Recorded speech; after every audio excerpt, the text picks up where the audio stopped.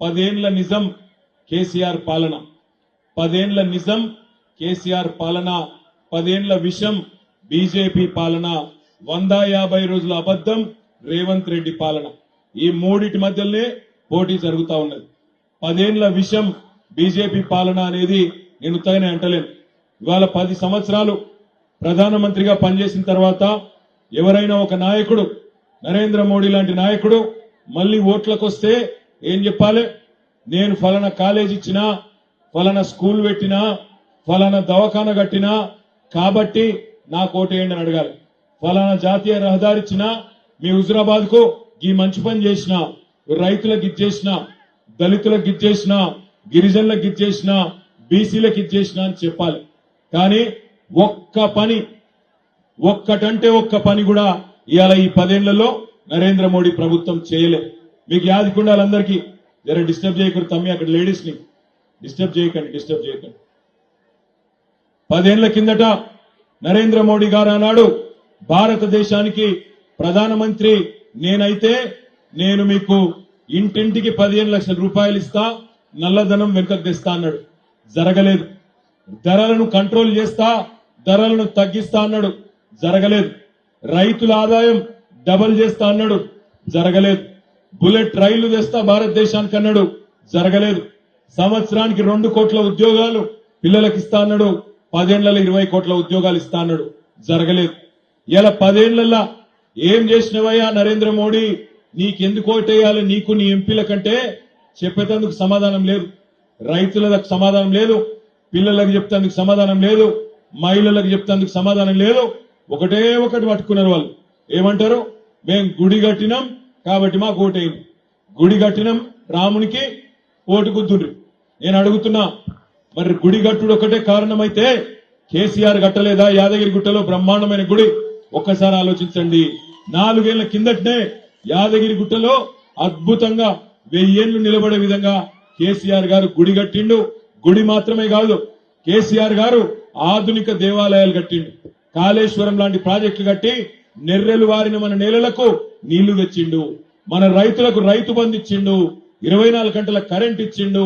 బ్రహ్మాండంగా ఎవరు చావకుండా చూసుకున్నాడు. మా హుజురాబాద్ లో, జమ్మికుంటలో, కమలాపూర్ లో ఉండే నేతన్నలు ఆలోచన చేయాల. చేనేత మీద పన్ను వేసిన, జీఎస్టీ 5% విధించిన మొట్టమొదటి ప్రధానమంత్రి Narendra Modi. All India handloom board రద్దు చేసిండు, పవర్లూమ్ బోర్డు రద్దు చేసిండు. ఏ ఒక్క పని రైతుల కోసం గాని నేతన్నల కోసం గాని చేయలే. కానీ ఇలా సిగ్గు లేకుండా మళ్ళీ వచ్చి గుడి కట్టినాం, ఓట్లేయండి. గుడులు మనం కూడా కట్టినాం, ఆధునిక గుడులు కట్టినాం. ఇక్కడికి వచ్చిన మా ఆడబిడ్డల అన్నదమ్ములను నేను అడుగుతున్నా, ఈ 5 ఏళ్లలో బండి సంజయ్ అనే ఎంపీని ఎన్నడన్నా మీరు చూసిండ్రా? టీవీలో చూసుడు కాదు, నిజంగా చూసిండ్రా? ఎన్నడూ ఎవరికి కనబడలే. 5 ఏళ్లు ఎంపీగా గెలిచినాడు. ఏం చేయాలి? అన్ని మండలాలు పోవాలి, పట్టణాలు పోవాలి, జెడ్పీ మీటింగ్ అటెండ్ కావాలి, మండల మీటింగ్ అటెండ్ కావాలి, అదేవిధంగా మున్సిపల్ మీటింగ్ అటెండ్ కావాలి, అన్ని సమావేశాలు హాజరు కావాలి. వినోద్ అన్న 2014 నుంచి 19 వరకు ఎంపీ ఉండే. ఆనాడు అన్ని జెడ్పీ మీటింగ్లకు పోయిండు, అన్ని మండల మీటింగ్లకు పోయిండు. ప్రజల తరపున పార్లమెంటులో గలం ఎత్తిండు.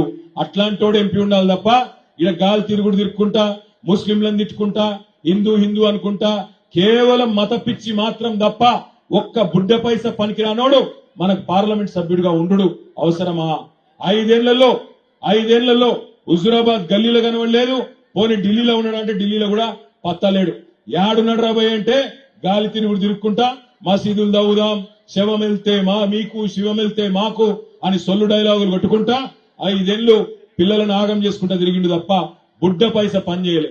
పార్లమెంట్ సభ్యుడు అనేటోడు పార్లమెంట్ లో ప్రశ్నలు అడగాలి, కేంద్ర ప్రభుత్వంకి వెళ్లి పైసలు లేవాలి. మీరు మొన్ననే హుజూరాబాద్ లో బ్రహ్మాండంగా కౌశిక్ రెడ్డి లాంటి ఒక డైనమిక్ లీడర్ ను మొన్ననే గెలిపించుకున్నారు. మరి మీకు నేను ఒక్కటే విజ్ఞప్తి చేస్తున్నా, కౌశిక్ రెడ్డి ఇలా బ్రహ్మాండంగా ఒక కోడెగిత్తలాగా అక్కడ అసెంబ్లీలో ప్రభుత్వాన్ని గడగడలాడిస్తున్నాడు. రేవంత్ రెడ్డికి చెమటలు పట్టేటట్టు చేస్తున్నాడు. హుజూరాబాద్ పౌరుషం ఏందో చూపెడుతున్నాడు. మరి కౌశిక్ రెడ్డి వలపటెద్దైతే ఇగో దాపటెద్దు మన వినోదన్న. జోడెద్దులుంటేనే నీకు దండం పెడతా, బంద్ చేయరా. నీ పైసలు నీకు ఇస్తాం రా అయ్యా బంది నీ ముఖంలో కొట్టుడు పాడుగా నావు వాడు ఒకటే పని పెట్టుకున్నాడు. నేనేమంటున్నా, ఇగో ఇది వలపట్టెద్దు, ఇది దాపట్టెద్దు, జోడెద్దులు గట్టిగా ఉంటేనే వ్యవసాయం సాగుతుంది, అంతేనా? దుక్కి తుండుదామా హుజురాబాద్ లా? పక్కానా? వినోదన్న గెలుసుడు పక్కానా? ఇక వాడొకటి వీడొకటి పైసలు మంచి తాగం కాదు కదా, పక్కా. నేను ఒక్కటే విజ్ఞప్తి చేస్తున్నా, మనం ఇవాళ కేసీఆర్ గారు ప్రభుత్వం ఉన్నప్పుడు ఎట్లుండే, ఇవాళ ఎట్లుందో మీరు చూస్తున్నారు. రేవంత్ రెడ్డి ఒక నరకుడు కాదు, ఎటు నోడు ఎట్లా పడితే అట్లా మాట్లాడి 500 బోనస్ ఇస్తా అన్నాడు. ఎవరికైనా వచ్చినా అదే వచ్చిందా ఏంది హుజురాబాద్లో? మరి సప్పుడు వస్తలేదు, ఏం సంగతి? మీకేమైనా సీక్రెట్ గా పంపిండేమో రేవంత్ రెడ్డి అనుకున్నా. 500 బోనస్ వచ్చిందా? 2 లక్షల రుణమాఫీ అయిందా? తులం బంగారం వచ్చిందా? రంజాన్ తోఫా మిలాకే ఆప్కో? రంజాన్ తోఫా లేదు, బతుకమ్మ కానుక లేదు, క్రిస్మస్ కానుక లేదు, ఏది లేదు, ఏమిట్లకేది లేదు. ఎన్నెన్ని మాటలు చెప్పిండు. కోడళ్లుంటే మా ఆడపిల్లలుంటే నెలకు 2500 ఇస్తాడు. ఎక్కడున్నారు మా ఆడబిడ్డలు? కనబడతలేరు. వచ్చిందా అమ్మ 2500? వచ్చిందా? ముసలోళ్ళకి 4000 అన్నాడు, వచ్చిందా? ఆడపిల్లలకు స్కూటీలు అన్నాడు, వచ్చినాయా? స్కూటీలు రాలే గాని కాంగ్రెస్ వాళ్ళ లూటీ చాలు అయింది. హైదరాబాద్ ను యూటీ చేస్తామనే ఆలోచన కూడా చాలా అయింది. నేను మిమ్మల్ని అందరినీ ఒకటే కోరుతున్నా, పార్లమెంట్ లో ఎందుకు ఉండాలి గులాబీ జెండా, ఎందుకు ఉండాలి కొట్లాటోడంటే గల్లవట్టి అడుగుతూనే పనులైతాయి. అడుగందే అమ్మ కూడా బువ్వ పెట్టది అంటారు. మరి కేంద్రంలో ఉన్నదేమో సవతి తల్లి. ఆ సవతి తల్లిని చక్కగా చేయాలంటే ఇటువంటి మొగోడు ఉండాలి, వినోదన్న లాంటి మొనగాడు ఉండాలి. బండి సంజయ్ 5 ఏళ్లలో పీకిందేంది? అమిత్ షా గాని చెప్పులు మోసుడు తప్ప పీకిందేంది వీడు? 5 ఏళ్లలో అమిత్ షా చెప్పులు తీసుకొని నెత్తి మీద పెట్టుకున్నాడు తప్ప పీకిందేమని ఉన్నదా? బుడ్డ పైస పనిచేయలే, ఒక్క ఊళ్ళో ముఖం చూపెట్టలే, ఒక మండలానికి రాలే. ఏమనంటే రాముడు దేవుడు.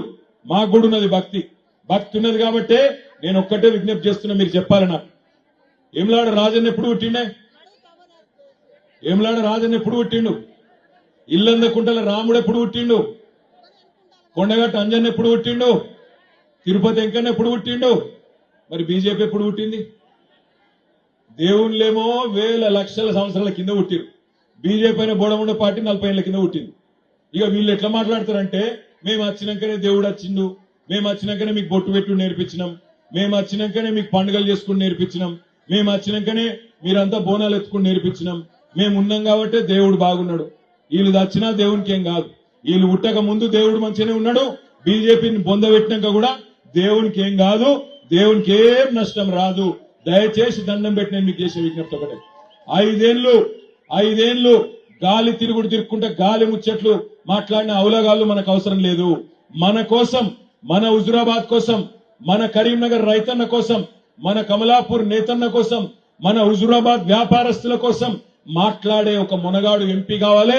ఆయన మన వినోద్ కుమార్ గారు. రేపటి రోజున మీరు అవకాశం ఇస్తే పార్లమెంట్ లో కరీంనగర్ తరపున గట్టిగా గొంతున పెట్టి అక్కడ కేంద్రం నుంచి నిధులు రాబట్టే సత్తా ఉన్న నాయకుడు.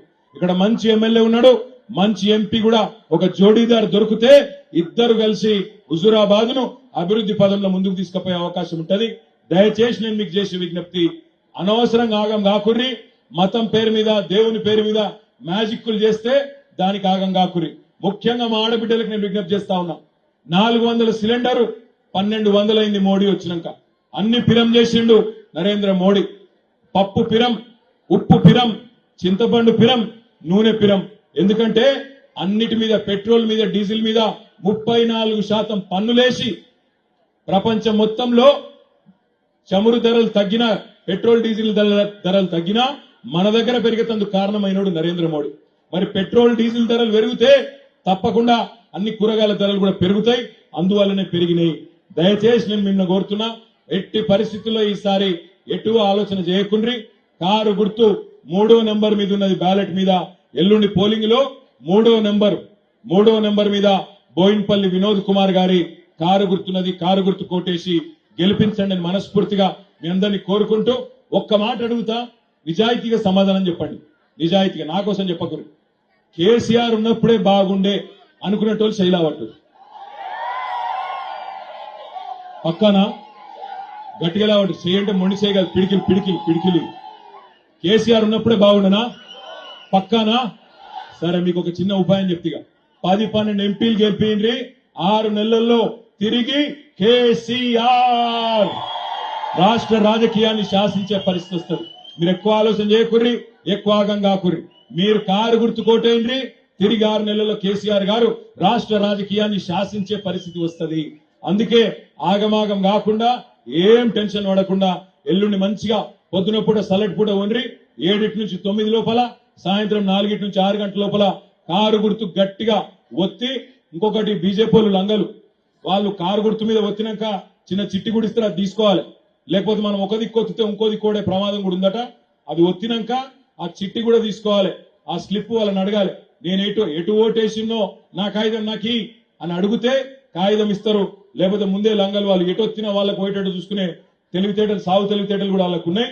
కాబట్టి కంపల్సరీ అది ఒత్తినాక అడగాలి. ఆ కాగితం ఈ తమ్మి నేను ఒటేటేషన్ నాకు కావాలని అడుగుతారా లేదా? అడుగుర్రి, యాది మర్చిపోకుర్రి. వాడగోడు వీడోగోడు అలా పోయినాక బూతులు ఆగం చేసినా మీరు ఆగం కాకుర్రి. నా కాగితం నాకి అని గట్టిగా అడిగి తీసుకొని రండి. జై తెలంగాణ. కారు గుర్తుకే, కారు గుర్తుకే.